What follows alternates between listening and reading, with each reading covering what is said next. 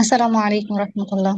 উস্তাদ, ওয়ালাইকুম আমি আসসালাম। আপনার ইস্তেখারা বিষয়ক যে কোথা ক্লাসটি থেকে? ওগুলো করে, তো সেখানে সেখান থেকে আমার দুইটি প্রশ্ন করার ছিল যে বিয়ের ক্ষেত্রে যখন কোনো ছেলে এবং মেয়ে উভয় ইস্তেখারা করবে, তখন চূড়ান্ত সিদ্ধান্তে যাওয়ার জন্য দুজনের অনুভূতি কি সেম হওয়া জরুরি? আর এমনটা যদি হয় যে একজনের পজিটিভ ফিলিংস হলো, একজনের নেগেটিভ ফিলিংস হলো, সেক্ষেত্রে করণীয় কি?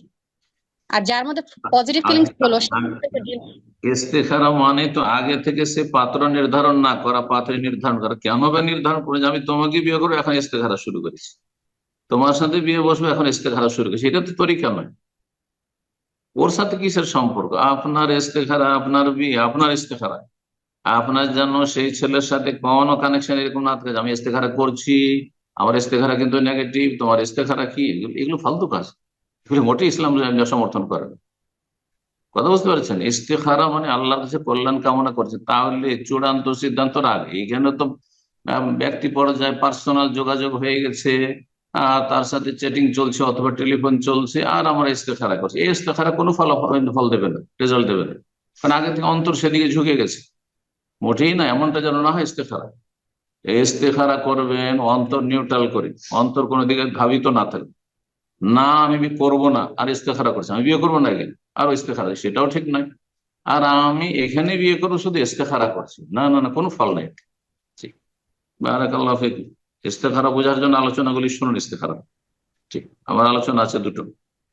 আসসালামু আলাইকুম। ওয়ালাইকুম আসসালাম রহমতুল্লাহ। জি, সেটা আমি বাংলাদেশ থেকে বলছি। জি। আমার প্রশ্নটা আমার প্রশ্নটা হচ্ছে নেক সন্তানের জন্য যে রব্বি হাবলি মিনাস সালিহিন, আর আরেকটা আছে যে রব্বি হাবলি মিন লাদুনকা যুররিয়াতান তাইয়্যিবাহ ইন্নাকা সামিউদ দুআ। এগুলা কি ভবিষ্যতে সন্তান হবে এদের জন্য পড়বে, নাকি 18-20 বছরের সন্তানদের জন্য পড়া যাবে? সবার জন্য করা যাবে।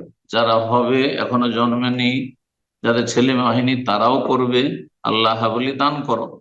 আর যেটা অলরেডি ভূমিষ্ঠ হয়ে গেছে, দুনিয়াতে চলে এসেছে, কিন্তু সে হয়তো এখনো নেক হয়নি, আল্লাহ আমাকে দান করো, মানে তাকে আহ আর সৎ জীবনযাপনে তৌফিক দান করে, এই উদ্দেশ্যে পাঠ করবেন, কোনো দোষের কথা নেই।